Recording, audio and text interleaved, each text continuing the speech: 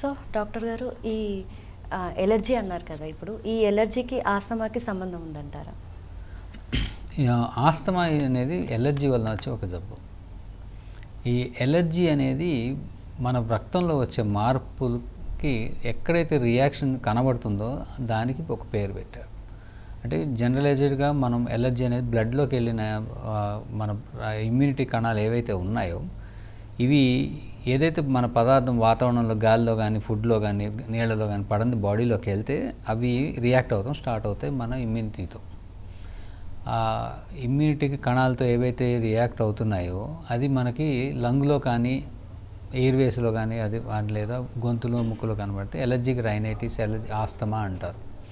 So అది కంటికి ఎర్రగా అయిపోయి స్ప్రింగ్ కట్, కొంతమందికి పొద్దున్నే పుసి కడుతుందండి అతుక్కుపోతాను దాన్ని స్ప్రింగ్ కటార్ అంటారు, లేదా ఎలర్జిక్ కంజంక్టివైటిస్ అంటారు కళ్ళకు వస్తే. చాలామందికి ఇప్పుడు పిల్లల్లో వాటిల్లో చాలా పెద్దవాళ్ళకి ఎందులో వచ్చి స్కిన్కి ఎలర్జీ వస్తుంది, అర్టికేరియా వస్తుంటుంది. దాన్ని ఎటోపిక్ డెర్మటైటిస్ ఆర్ అర్టికేరియా, దానికి స్కిన్ ఎలర్జీ అంటారు. అలానే మనకి గొంతుంటే ఎలర్జిక్ ఫ్యారెంజైటిస్ అంటారు. ఇట్లా ఏరియాస్ని బట్టి వాటికి ఎలర్జీస్ చెప్తారు. బట్ ఎలర్జీ మూల కారణం అనేది ఎలర్జీయే కారణం. అది దానికి ఆ రియాక్షన్స్ అనేది మన బ్లడ్లో జరుగుతాయి. ఇది కూడా జెనెటికల్లీ రిలేటెడ్గానే ఉంటుంది. సో ఈ జెనెటికల్ రిలేటెడ్ ఉండటం వలన జరిగే మార్పులు కొంతమందిలో ఉంటాయి, అందరికీ ఉండవు. ఆ వచ్చిన వాళ్ళకి సఫర్ అవుతుంటారు. So asthma is nothing but an allergy, frankly speaking.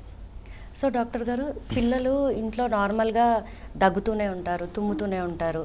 కొంతమంది పొద్దున్న లేవగానే నోస్ బాగా ఇచ్చింగ్లా ఉంటుంది.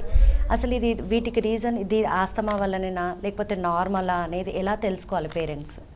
అంటే ఎప్పుడో ఒక్కసారి ఒక్కరోజు ముక్కులు తుమ్మారు లేవగా అంటే దానికి కారణం వేరే ఉంటుంది. అది లేవగానే దుమ్ము ఎక్స్పోజ్ అవ్వటం, లేకపోతే సడన్గా ఎండని చూడటం, ఇలా ఏమన్నా అయితే. కానీ రెగ్యులర్గా లేవగానే తుమ్ముతున్నారు, ముక్కులు కారుతున్నాయని అంటే అది కంపల్సరీగా allergy or allergic rhinitis asthma ఉన్నట్టే వాళ్ళకి. సాధారణంగా నైట్ టైము ఏమవుతుందంటే మనం పడుకున్నప్పుడు ఈ వాతావరణ పరిస్థితులు నైట్ టైం చల్లగా ఉంటాయి. So middle as night deep అయ్యే కొద్దీ అర్ధరాత్రి దాటే కొద్దీ చల్లదనం ఎక్కువ అవుతుంది. అలానే మన బాడీలో కూడా ఎండోక్రైనల్ అబ్నార్మాలిటీస్ అంటే ఈ యాడ్రినర్జిక్ ఎడ్రినలిన్స్ కానీ ఇవి సెక్రీషన్స్ లో లెవెల్లో ఉంటాయి నిద్రలో. ఈ రెండు మ్యాచ్ అవ్వటం వలన సిమ్టమ్స్ అనేది ఎక్కువగా నైట్ టైం వస్తాయి ఆస్తమాలు.